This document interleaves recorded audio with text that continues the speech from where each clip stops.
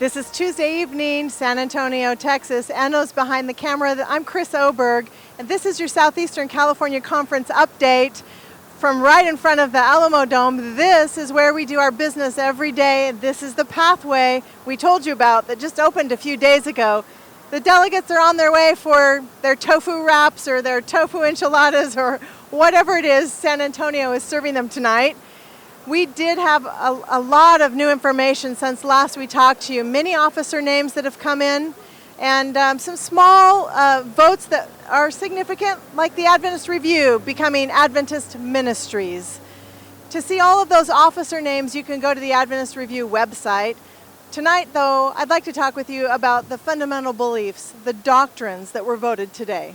We spent the majority of our time on the fundamental belief edits today. Now, this is the second day some rewrites have come to us. Yesterday, overnight, these were worked on again, specifically the doctrine of Holy Scriptures, the doctrine of creation, the doctrine of great controversy, and the doctrine of the heavenly sanctuary.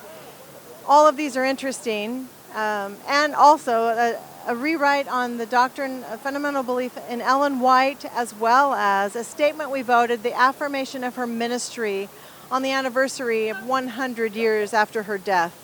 We don't have time to talk about all these tonight. Just spend the next couple of minutes on creation, since so many of us have been waiting for this. You know that the writing committee was formed more than 2 years ago. Particularly tonight, or this afternoon, when Dr. Angel Rodriguez addressed us, he helped us to understand the nature and the intent of the rewrites. He reminded us that the church has never officially dated the divine act of creation, and we're still not dating it. Now, the words recent and literal have been added to our doctrine on creation. Still, it's not defined. Elder Wilson addressed us a couple of times on this doctrine. At the beginning, when the new material was put in front of us, he let us know that he was very grateful and very proud of this work. And then in the middle of the discussion, he addressed us again and wanted us to know of his deep convictions in a recent creation. He told us recent is recent. It's what it says. It's not old. It's recent. I agree with Sister White. And then he put a timeline to it, 6,000 years. But that's not what's in the fundamental belief that was voted today. He let us know his convictions. We went ahead and voted a belief that says a recent 6-day creation. I appreciate many delegates who went to the microphone to share openly. A gentleman who said, why aren't we quoting God in the book of Job when God shouts from the heavens, who are you to know these things? Were you there when the foundations of the earth were created?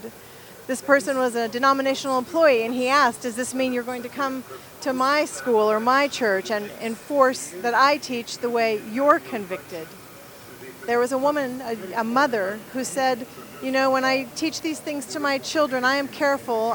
Where the Bible whispers, I whisper. And where the Bible shouts, I shout. And many delegates who said, we are overreaching here. But many other delegates who said, we actually want it to say a 6-day, 24-hour, literal. We want it to say more. So at the end of the day, we remind ourselves that doctrines don't say everything, right? They are our best summary for today. We try to leave room for growth and for, as one person said today, for a broad interpretation so many of us can coalesce around this fundamental belief. I'm reminded, listening to the conversation, that in the life of the church for 2,000 years, doctrine and creeds are always formed at times of crisis. It's 2015, and we know well about our culture and our world. Today is probably no different. And for the Adventist Church that began with 2 official creeds in 1861, we take the name Seventh-day Adventist, and we covenant to follow the commandments and the faith of Jesus.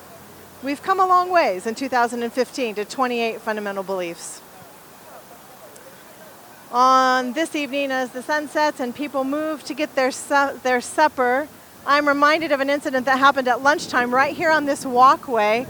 I was passing by and a group of delegates were struggling to take their picture, and I offered to help. 12 people representing Nigeria. And they asked me where I was from, and I said, California. And as I began to take their photo, I said, and I'm a pastor.